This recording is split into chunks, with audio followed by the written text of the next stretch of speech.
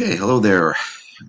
And you have to just excuse me. I'll tell you one thing about this COVID. It tires you right out and you feel exhausted. And that's about it. I mean, a little blocked head and everything. But anyway, I'm going to try to go through the notes for you and hopefully you can follow along. And then I'll follow up with provide you with some homework problems to do. And if you have any questions, please, by all means, feel free to respond on the class page. And I will do my best to get back to you on the questions. But I think that I'm going to pick up, obviously, where we left off last week on the idea of moles and the mole concept. So, without further ado, let's go ahead and take a look at this. See if I can make this a little bit bigger. I guess not. Anyway, I told you that the mole was a quantity uh, that was like a dozen, for example, 12 things in a dozen, or 144 things in a gross. But moles, there are 6.02 times 10 to the 23rd things in a mole. And that's a lot of things. And the reason we have this relationship is that we want to be able to count by getting the mass of something. And that's a very important idea because molecules come together and react in units. They don't react in masses. So, I have molecule A coming together with molecule B. They have to line up. They have to smash into each other. They have to do something, and then they have to go off to become products. And we want to have ratios of numbers of things. And in order for us to do that, we use this concept of the mole and the mole gram to mole conversion. So let's go ahead here. Get my little laser pointer going. And I'm just gonna reiterate some of the things I discussed with you last week. When you're going from grams to moles and you're looking at a chemical compound, first of all, that number on the periodic table that is below an element, like carbon 12.011 or hydrogen 1.007, that represents two things. It represents the uh, numbers of atomic mass units in a given atom. So if I have some hypothetical atom of carbon, you know that it's a weighted average of all the isotopes, of course, that we would expect the mass to be 12.011 atomic mass units. But the real utility of that comes from the fact that this is the um, number of um, grams in a mole of that substance.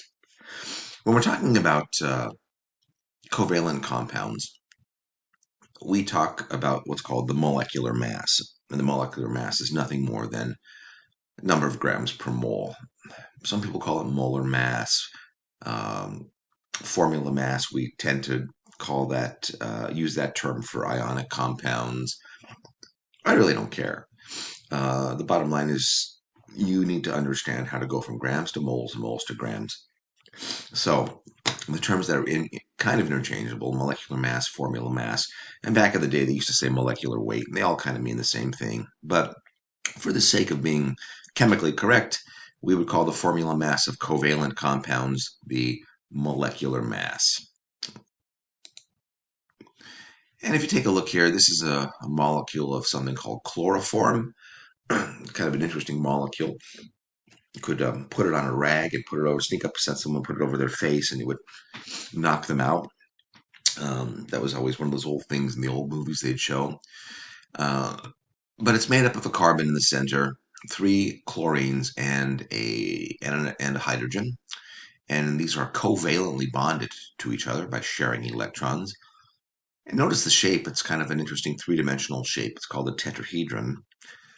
And to get the formula mass for this, or the molecular mass rather, we just multiply one carbon times 12.01 to give you 12.01, one hydrogen times 1.008 to give 1.008, and three chlorines times 45 to give 106.35. And then you add them all up. You add them up and you get the molecular mass of 119.37 atomic mass units for this molecule, or 119.37 grams in a mole of chloroform. So if I have 119.37 grams of this stuff, I have 1 mole, and I also have 6.02 times 10 to the 23rd molecules of that. Okay, this is a different molecule. This is aspirin, and a very interesting one. These are carbons in a ring, and we have this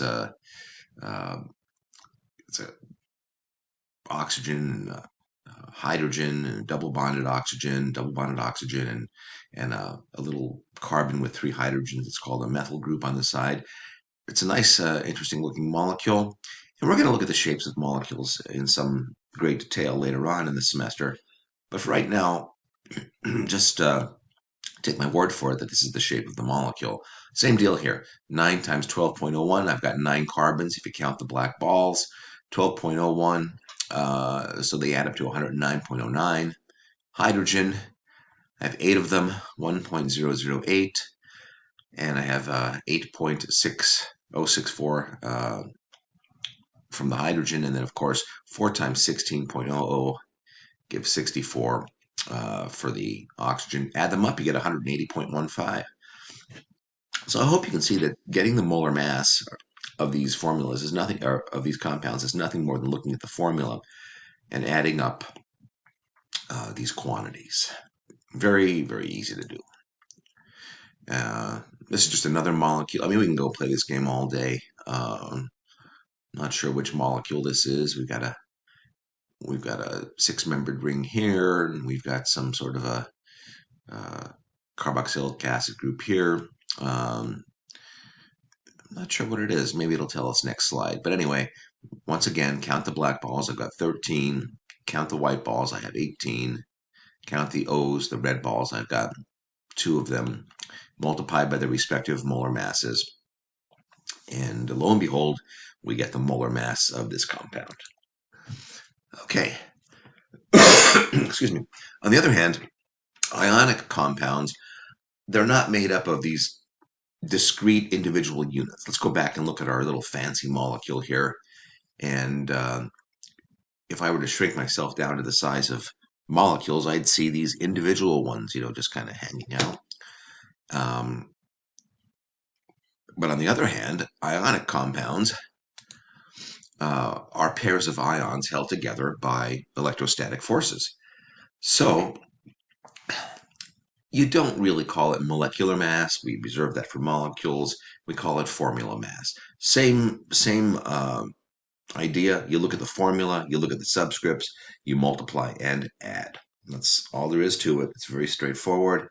And we'll take a look at a few right now. This idea of formula mass versus molar mass versus molecular mass, again, don't get wrapped up in the semantics of that. As long as you can do this, it's no big deal. But what is interesting to me is the fact that this is how sodium chloride exists in the solid state. We have alternating chlorides and sodiums, the green being the sodiums and the purple being the chlorides. And this 3-dimensional structure, because these are so tiny, seemingly goes on for infinity in each direction in 3 dimensions. So you have this crystal structure that contains this repeating crystalline lattice. But you do the molar mass the same way. The formula for sodium chloride is NaCl. And let me see if I can do this here.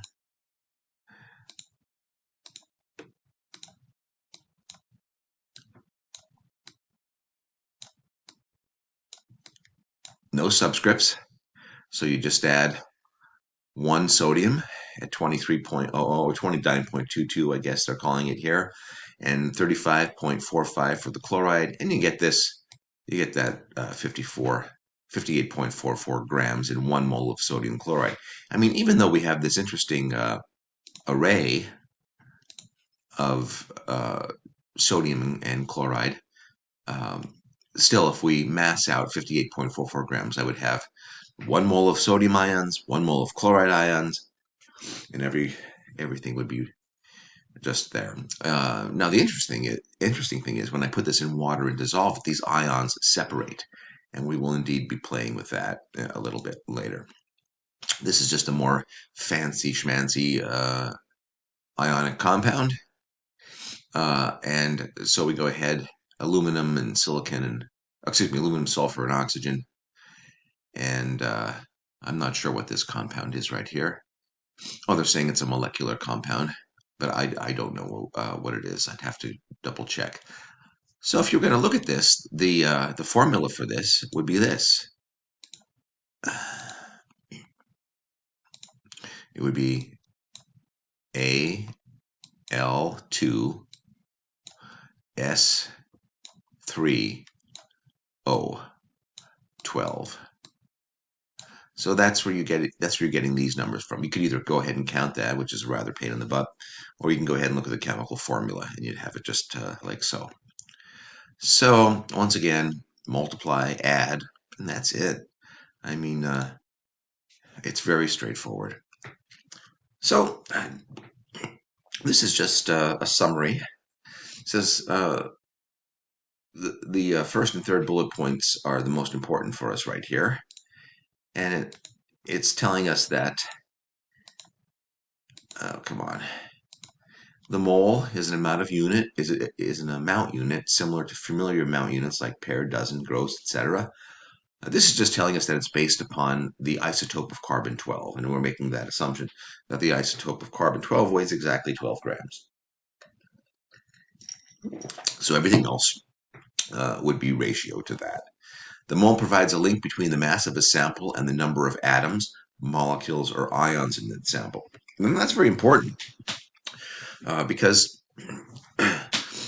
we're going to be able to interconvert between those two things, or those three things rather: number of atoms molecules or ions, grams, and moles. And we do this by using Avogadro's number to get us to number of molecules, number of ions, number of atoms. And again, this is a rounded version of Avogadro's number, and it's abbreviated N sub A. And the value here is 6.02214,179 times 10 to the 23rd. So in that number there, we just kind of condense it a little bit, round it off, so we have a number where we don't have to carry out all these other decimal places. So we use Avogadro's number as being that. So it says here, this is an important idea too. The masses of 1 mole of different elements are different, since the masses of individual atoms are drastically different. So don't think that 1 mole of copper has to be the same mass as 1 mole of carbon. 1 mole of copper is what, 63 in grams and change per mole. 1 mole of carbon is 12 grams, because copper is a much larger atom than copper. Think of it this way: if I had a dozen eggs or a dozen bowling balls, which would have a greater weight? Well, the dozen bowling balls, of course, because they're larger. This is a nice little photograph, and it just shows you different samples, and it shows you the 1 mole of each of these samples. So, in other words, you've got 65.4 grams, and that's zinc metal. And there it is. 12 grams of carbon is 1 mole, etc. So you take a look at that, and you might say, on the face of it, it doesn't look like it's that much different in amount wise. It doesn't look that much different, but don't forget the masses differ because the atoms contained within each sample differ. So, what am I going to take away from this? The molar mass of an element or a compound is the mass in grams of 1 mole of that substance. And the unit, grams per mole. Grams per mole. Keep saying it to yourself. Grams per mole. The molar mass of any substance is numerically equivalent to its atomic or formula mass in AMUs. So there you go.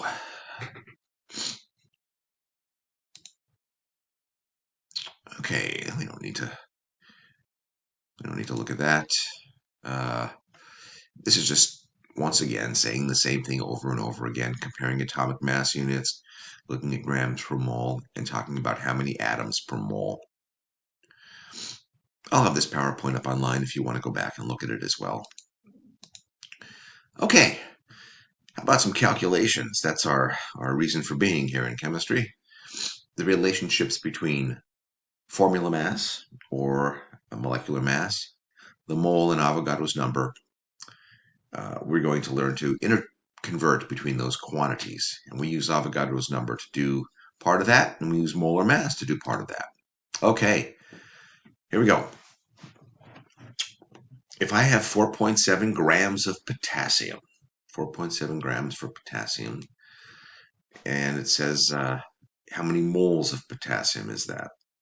Well, remember we talked a great deal about conversion factors. You go to the periodic table and you write the conversion. 1 mole of potassium is 39.10 grams. And if I want to go from grams to moles, well then the grams have to cancel. And you know me, I like to draw that T diagram. And you just go ahead and multiply 4.7 grams by the moles of potassium, divide by 39.10 grams, and you get 0.12 moles of potassium. Another way to think about it is if you know the molar mass and you want to go from mass to moles, you divide by the molar mass. But I want you to set it up like a conversion factor because it gets a little tricky when we have multi-step problems. Some of these stoichiometry problems can have, 6, 7 steps in them. Okay, here's another example problem. In this case, we're going from moles to grams. And it says a liter of air contains 9.2 times 10 to the minus 4 moles of argon. What is the mass of argon in a liter of air?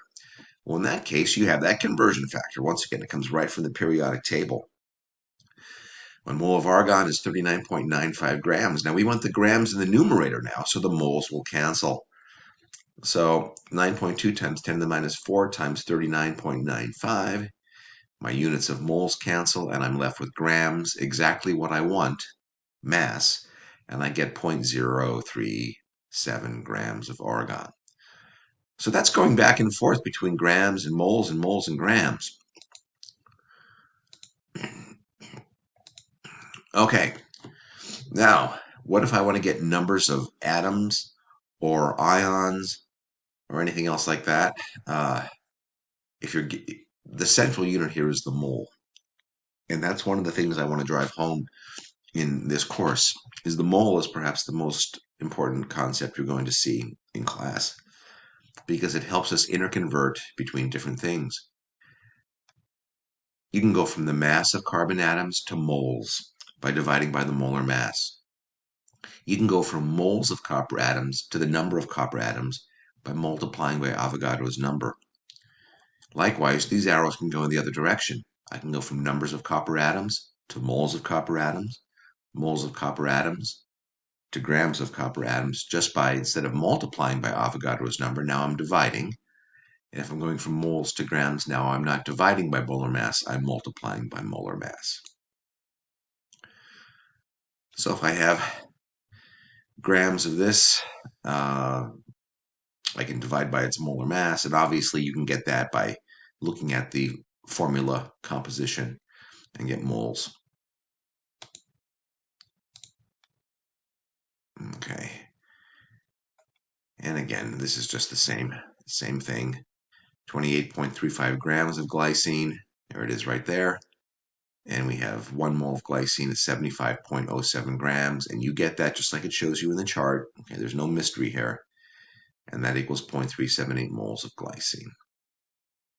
Now, if I want to figure out how many atoms there are of a different element in here in 28.35 grams of glycine, we can do that as well. Okay. let's get, this is just another example problem. If you want, I can do, you can pause this, whomever's in for me. Why don't you just pause the video right here and see if you can work through this. A packet of artificial sweetener contains 40 milligrams of saccharin with that particular formula. Given that saccharin has a molar mass of 183.18 grams per mole, how many saccharin molecules are there in 40 milligrams? Now, don't forget, to get to grams, you have to divide by 1,000. And then it says, how many carbon atoms are there in the same sample? Well, that's another interesting thing that we can do. So pause it and see if you can think it through. Okay. Here we go. There's our 40 milligrams. Now, from milligrams to grams, we have to divide by 1,000. We can get the number of moles by using the molar mass. We get the number of molecules by multiplying by Avogadro's number. And in 0.04 grams, we still have this huge amount, 1.31 times 10 to the 20 molecules of saccharin. And then the other question said, well, how about how many carbon atoms are there? Well, if we know we have this many molecules of saccharin, and each molecule contains 7 carbon atoms, all we do is multiply the number of molecules by 7 carbon atoms per molecule. And then you get the number of carbon atoms. And then you would see the number right down here. So it's not, again, not difficult. So this is where I'm going to stop. And I'm going to give you some problems to work on.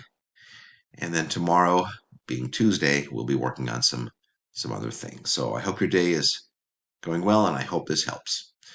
See you tomorrow.